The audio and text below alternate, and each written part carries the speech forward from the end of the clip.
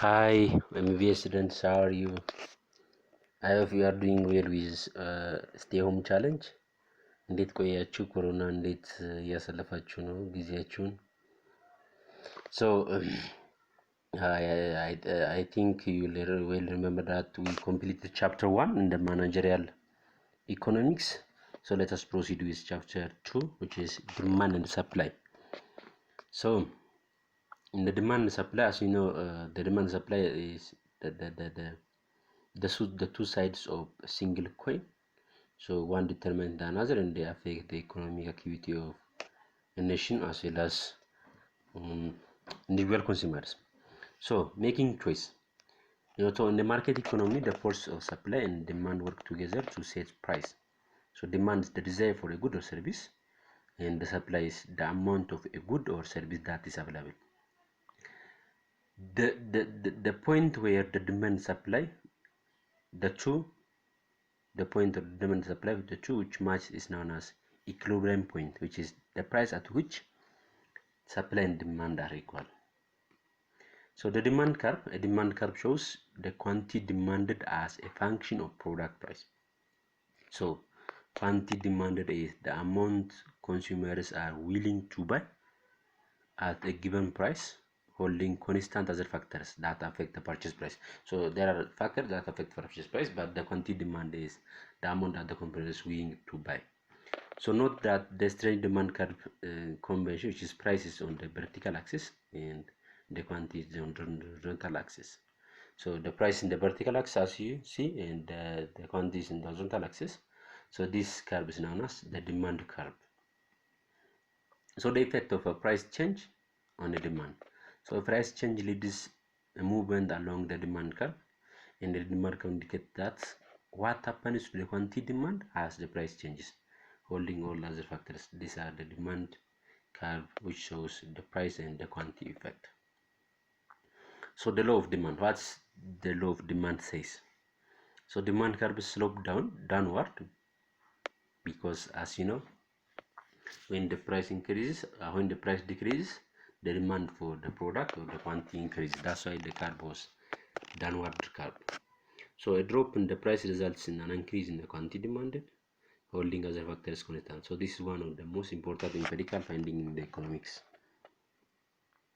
Other factors that might affect demand, factors other than price that affect the demand are income, price of other goods, which are complements or substitutes. ገቢ የግለሰቡ የገቢ ደረጃ ወይም የግለሰቡ የመግዛት አቅም ራሱ ከፕራይስ ውጪ ዲማንድን ይወስናል።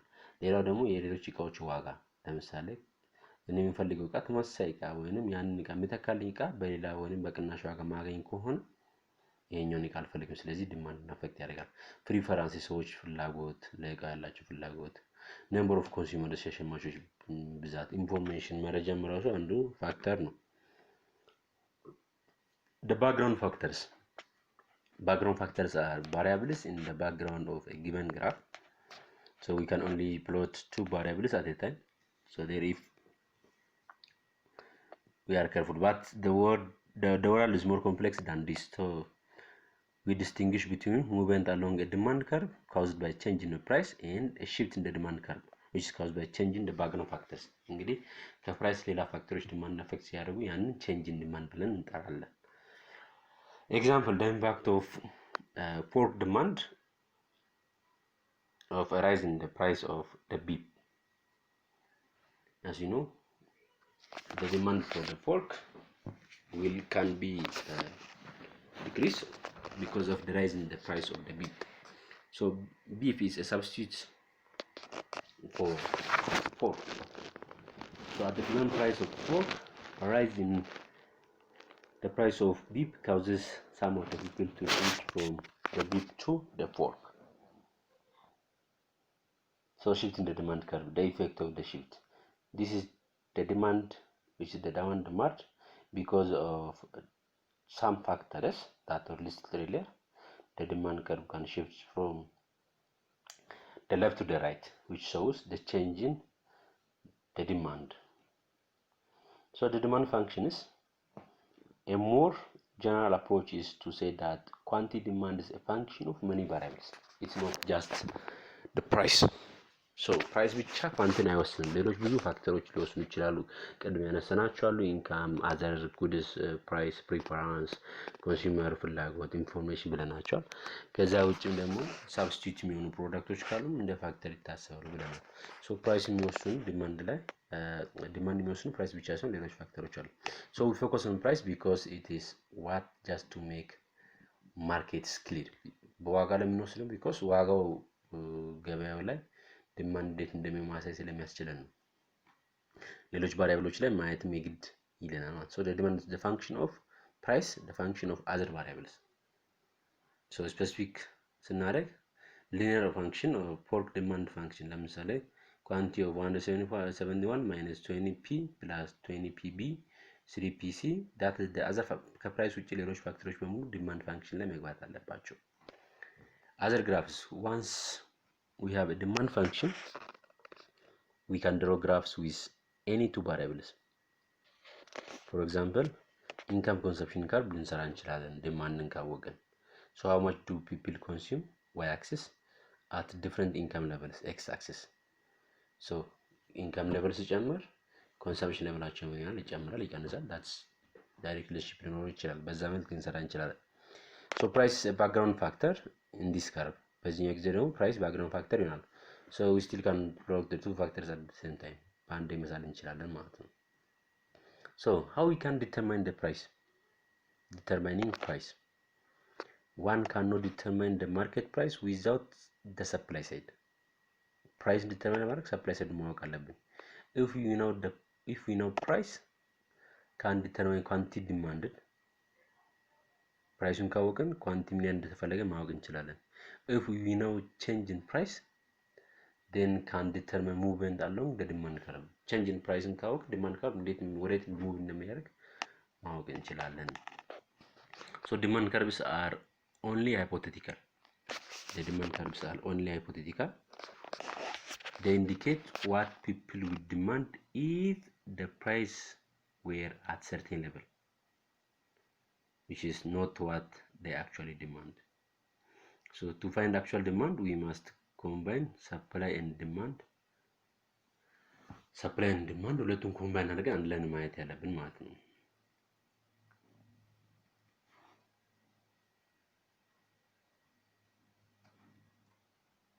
so let us see example. Public transportation. what happens to ridership if the fare goes up? ባኮ ቢጨምር ወይ ታሪፉ ቢጨምር ምን ይሆናል? what happens to ridership if the elderly get a lower fare? and what happens to ridership as incomes go up? what happens to ridership if price of gasoline goes up? ያ ግልጽ ነው። ያው ነዳጅ ዋጋ ቢጨምር ለሰዎች የሚደረገው ቤኔፊት ቢጨምር ምን ይሆናል የሚለው ማለት ነው።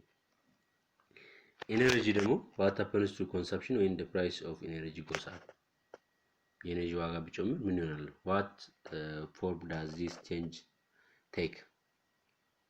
if lower thermostatus, more sweaters, less driving, smaller cars, what happens? what happens to natural gas consumption when oil price go up? ምን ይሆናል የሚለው በከርቭ መስራት ይቻላል። ጤና አንፃር ስናይ what happens to consumption when the price goes to zero because of insurance? the price goes because of the insurance. what happens to consumption of legal drugs as generic drug become more available? so legal drug በህጋዊ መንገድ ላይ ቢሰጡ ይያሉ በሰርቪስ ለማውጣት የሚሸጡ ቢፈጠሩ በህጋዊ መንገድ ለሚሸጡት ላይ ምን አይነት ኢፌክት ይፈጥራል የሚለውን ያሳያል። local public service in example, there is lots of evidence that demand is reflected in voting and in public spending. you can determine. let us go to the supply side. እንግዲህ demand ለመወሰን supply side ወሳኝ ነው ብለናል። so the behavior of suppliers is quite different from the behavior of demanders. the behavior of suppliers is quite different from the behaviors of demanders. ተቃራኒ ነው የሚሆነው ማለት ነው። but the analytical issue are similar. ሁለቱም analysis ወይንም analytical issue-አቸው ወይንም analysis የምናደርገው በተወሰነ መንገድ ነው። because supply ሲጨምር ለዛ ነገር ያለው demand ወይንም የዛ ዋጋ ይቀንሳል፣ ግልጽ ነው። So quantity supplied is the amount of good or service that firms want to sell at a given price, holding constant as factors that affect the supply. So we focus for now on the firms that are small relative to the market, so they can each sell as much as they want the market price. Supply curve. An increase in price of pork causes a movement along the supply curve, holding fixed other variables that affect supply. So a supply curve answers the question, what happens to the quantity supplied as the price changes, holding all other factors? የቀደሙ ዲማንድ ላይ ጠየቅነው ጥያቄ አይነት ማለት ነው። ሶ አይታችሁ ከሆነ supply curve ደግሞ upward ነው። we said that the demand curve is downward, then the supply curve is demand curve is downward, then the supply curve is upward. ልክ እንደ demand curve downward እንዳለው supply curve upward ነው የሚሆነው። በዚህ በኩል ፕራይስ አለ፣ በዚህ በኩል ኳንቲ አለ። so when the price increases, the quantity decrease. price decrease ያለ quantity ደግሞ ይጨምራል፣ ወይንም ባለው ፕራይስ ሰፕላይ ይጨምራል ማለት ነው። so effect of price on supply curve for pork is upward sloping. Increase in the price of pork leads to movement along the supply curve, resulting in the larger quantity of pork supplied. so price ይጨምር ሰፕላይ ይጨምራል፣ ፕራይስ ይቀንስ ሰፕላይ ይቀንሳል። ባክግራውንድ ፋክተርስ ሰፕላይ ካርብ ላይ ልክ እንደ ቅድም ዲማንድ ካርብ ላይ እንዳየነው ሰፕላይ ካርብ ላይ ባክግራውንድ ፋክተርስ ወይንም አዘር ፋክተርስ ኦር ፋክተርስ አዘር ዛን ፕራይስ ዳዝ ኢንፑት ፕራይስ አንዱ ፋክተር ነው። ሰፕላይ ላይ ለገበያ የምናቀርበው ዕቃን ለማምረት የምናወጣው ኢንፑት ፕራይስ ወይንም የጥሬ ዕቃ ወጪ ብለን የምንጠራው ቴክኖሎጂ ፋክተር ነው። number of firms and conditions in other markets are also factors. goals of the firm, የፍርሙ ጎል ዋናው ምንድነው? so factor ነው። ሬጉሌሽን ማኑፋክቸር because አንዳንድ ግን ፕራይስ ላይ ሬጉሌሽን ሊኖር ይችላል ማለት ነው። ሬት ሬጉሌሽን ሊኖር ስለሚችል ማለት ነው። a shift of work supply ለምሳሌ እንደ ቅድም ጋር ብንወስድ supply shift ሲያደርግ ወደ to the right to the left ነው shift የሚያደርግ ኳንቲ እዚህ ጋር ከነበረው ወደዚህ ቢጨምር ኳንቲ እዚህ ጋር ነበረው ወደዚህ ቢጨምር ሰፕላይ ኢፌክት ወይንም የ25 ሳንቲም ኢንክሪዝ ኢን ዘ ኢፌክት ኦፍ ሰፕላይ ፕራይስ በ25 ሳንቲም በመጨመሩ ወይም ኳንቲ በ25 በመጨመሩ ሰፕላይ እንዲጨምር ያደርጋል ማለት ነው። ሶ ጀነራል ሰፕላይ ፋንክሽን ልክ እንደ ቅድም እንደ ኳንቲ ፋንክሽን h is equals to q is equals to s times supply times quantity is determined by supply, the function of supply or supply into the function of price and other factors which are, for example, the quantity of processed pork supplied, which is because carbation ባለፈው ላይ ብናይ p is the price processed carb, then price of a hog ሌላ variable ወይንም ሌላ other factors ብለን የምንጠራቸው ናቸው ማለት ነው። supply curves and market outcomes. supply curves like demand curves, they are hypothetical, so we cannot determine what the price will be without combining supply and demand. ቅድምና ነው እንግዲህ ሁለቱን ኮምባይን ሳናደርግ ሃይፖቴቲካል ነው እንዲህ ቢሆን እንዲህ ይሆናል ነው እንጂ ዲማንድ ሳናውቅ አሁን ደግሞ ስለ ሰፕላይ ማውራት አንችልም፣ ወይንም ዲማንድ ሰፕላይ ኮምባይን ሳናደርግ እርግጠኛ ሆነን ስለ ፕራይስ ማውራት አንችልም። ይሄ ነው ዋናው ፖይንት ማለት ነው። ዲማንድ ካርቭስ market demand curve equals horizontal summation of individual demand curves, shows total quantity demand by all demanders at each possible price. This is aggregating the demand for selling pitches. Demand curve demand individual product demand ድምር total demand curve ይሰጠናል። market supply curve equals horizontal summation of supply curves. So this shows total quantity produced by all suppliers at each possible price. ቅድም እንግዲህ total quantity demanded ነው፣ እንደው total quantity produced by suppliers. so የዛ summation እንግዲህ total ብለን የምንጠራው። so how does demand supply work? እንዴት demand supply ይሰራል? እንግዲህ a surplus is the amount by which the quantity supplied is greater than the quantity demanded. So a surplus signals that the price is too high At that price, consumer will not buy all of the product that suppliers are willing to supply. And in the competitive market, the surplus will not last. Sellers will lower their price to sell their goods.